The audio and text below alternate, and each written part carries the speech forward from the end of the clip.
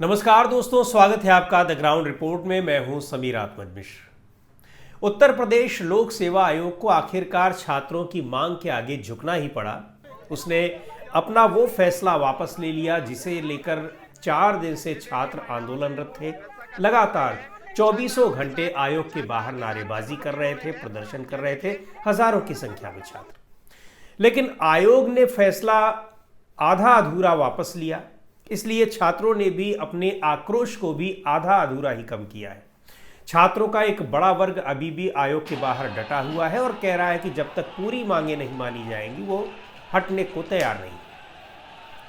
हुआ क्या, पिछले 4 दिन से यानी सोमवार से लेकर गुरुवार तक जब ये आक्रोश और आंदोलन लगातार वहां जारी रहा तो फिर आयोग पर दबाव पड़ा और आयोग ने पीसीएस की प्रारंभिक परीक्षा जो 2024 की होने वाली थी 7 और 8 दिसंबर को, यानी जो 2 दिन उस परीक्षा को करवाने का फैसला लिया था आयोग ने, उसको वापस ले लिया और कहा कि अब ये परीक्षा पहले की ही तरह से होगी, यानी एक ही दिन प्रारंभिक परीक्षा होगी और फिर नॉर्मलाइजेशन की जो प्रक्रिया, जो आयोग की एक बहुत यूनिक प्रक्रिया अपनाने की कोशिश कर रहा था वो पीसीएस प्री की परीक्षा में, उसको भी फिर वापस लेना पड़ा।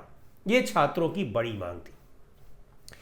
लेकिन एक दूसरी जो मांग थी आरओ की परीक्षा, जिसको 22 और 23 दिसंबर को जो होने वाली थी, उसके बारे में आयोग ने कोई फैसला नहीं लिया और कहा कि अभी फिलहाल इसको कैंसिल किया जाता है, इस परीक्षा को रद्द किया जाता है और एक कमेटी बनाई जाएगी जो कमेटी तय करेगी कि इसका प्रारूप क्या हो। यानी वहां आयोग अभी भी 2 दिन उस परीक्षा को कराने पर आया है और जब 2 दिन अगर परीक्षा होगी तो वहां फिर नॉर्मलाइजेशन की उस प्रक्रिया को वो लागू करेगा।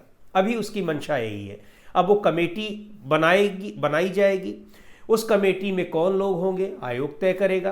कमेटी क्या फैसला लेती है, छात्रों का ये कहना है कि ये कमेटी वही फैसला लेगी जो आयोग चाह रहा है, यानी वही व्यवस्था। और अगर वही व्यवस्था फिर से लागू हुई तो फिर से वो आंदोलन चलता रहेगा। इसलिए छात्रों की स्पष्ट रूप से ये मांग है कि दोनों ही परीक्षाओं में जैसे ये पहले से होती रही हैं उसी तरह से इनको कराया जाए, यानी एक ही दिन में परीक्षा कराई जाए और उसमें फिर नॉर्मलाइजेशन जैसी प्रक्रिया, जिसको वो भ्रष्टाचार का एक बड़ा अड्डा मान रहे हैं, एक बड़ा कारण मान रहे हैं छात्र, उनका ये कहना है कि इससे ये चीज़ यहाँ पर लागू हो जाएगी। तो अगर उस भ्रष्टाचार से बचना है तो ये 2 दिन परीक्षा कराने का अपना इरादा त्याग दे आयोग और नॉर्मलाइजेशन की जिस प्रक्रिया की वो बात कर रहा है उसको छोड़ दे। लेकिन अभी ये बात फिलहाल आरओ और एआरओ की परीक्षा के लिए नहीं लागू हुई है। अब आपको ये भी बता दें कि किस तरह से इस फैसले को अपने पलटने पर विवश होना पड़ा आयोग को।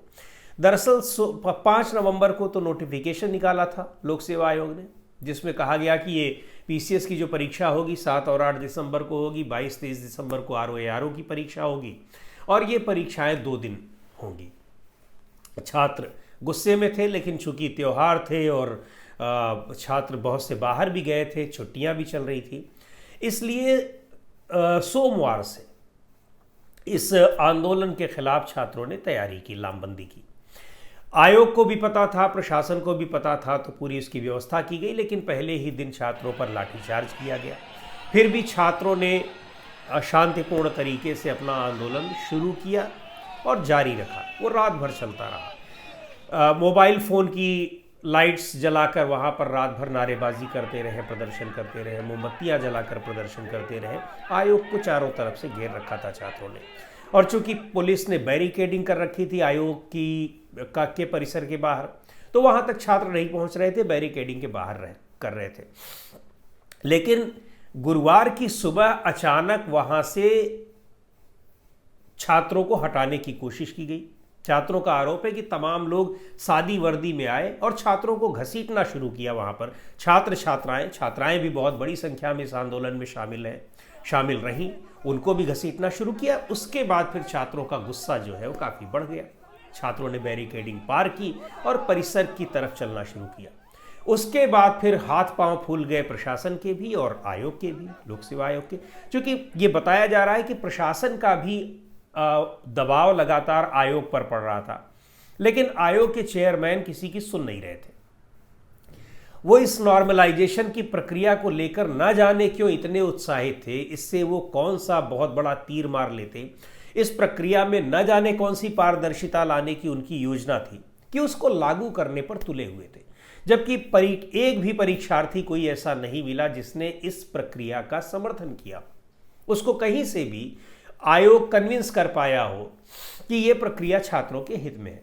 लेकिन बताया जाता है कि और चूंकि इस मामले पर लगातार 4 दिन से प्रदर्शन, रात दिन हजारों की संख्या में वहां छात्र डटे हुए हैं, पूरा एक तरह से एक शहर की व्यवस्था बाधित हुई पड़ी है, तो प्रशासन दबाव बना रहा है कि इस पर कुछ करिए, क्योंकि उसमें प्रशासन और क्या कर सकता है। वो तो केवल कानून व्यवस्था बना सकता है। फैसला जो कुछ भी लेना है आयोग को लेना है।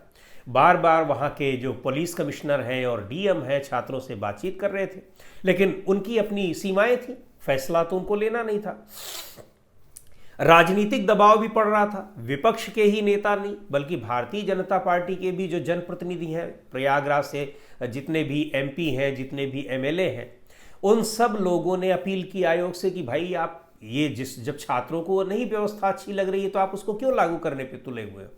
यहाँ तक कि डिप्टी सीएम केशव प्रसाद मौर्य ने भी छात्रों का समर्थन किया। तो ये सारी बातें निश्चित तौर पर मुख्यमंत्री के पास भी पहुंच रही होंगी। गुरुवार को उन्होंने इस मामले में एक ऐसा बताया जाता है कि बात की और कहा कि भाई इस पर उन्होंने हस्तक्षेप किया, और उनके हस्तक्षेप के बाद ही फिर आयोग के चेयरमैन को भी उनके कान में भी जूं रेंगी, और उन्होंने फिर उनकी अध्यक्षता में लोक सेवा आयोग के भीतर बैठक हुई। डीएम और कमिश्नर भी प्रयागराज के शामिल हुए उसमें, और फिर बाहर आकर ये बताया गया कि पीसीएस की जो परीक्षा है उसमें ये व्यवस्था जो लागू की गई थी वो खत्म की जा रही है, लेकिन आरओ में अभी वो व्यवस्था लागू रहेगी।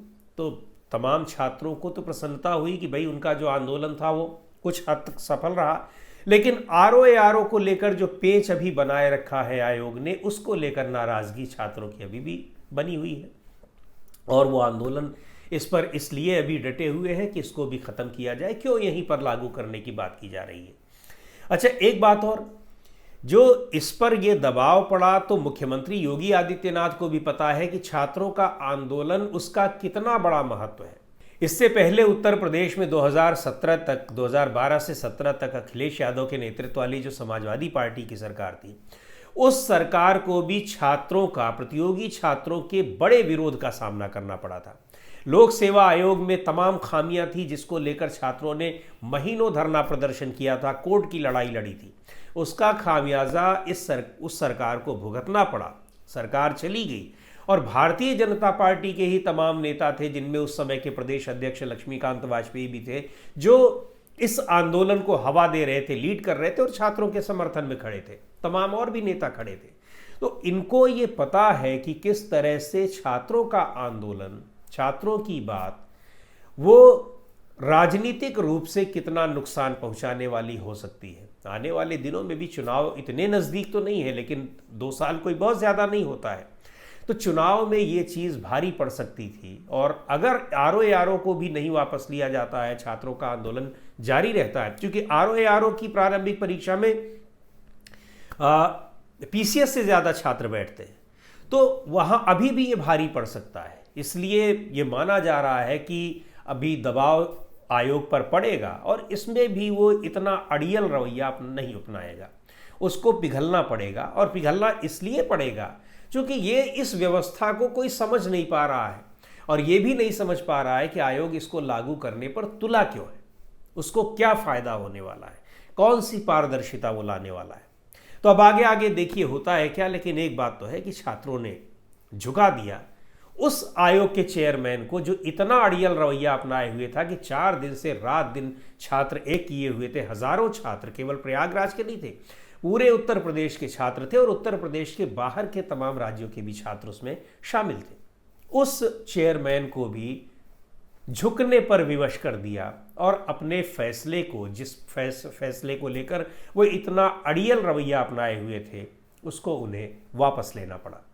तो दोस्तों, आज की इस वीडियो में इतना ही। अगले वीडियो में फिर मिलेंगे एक नए विषय के साथ, एक नए मुद्दे के साथ। द ग्राउंड रिपोर्ट के यूट्यूब चैनल को आपने अब तक सब्सक्राइब न किया हो तो ज़रूर कर लें। हमारे वीडियोस को लाइक करें, शेयर करें और अपने सुझाव भी हमें ज़रूर भेजें।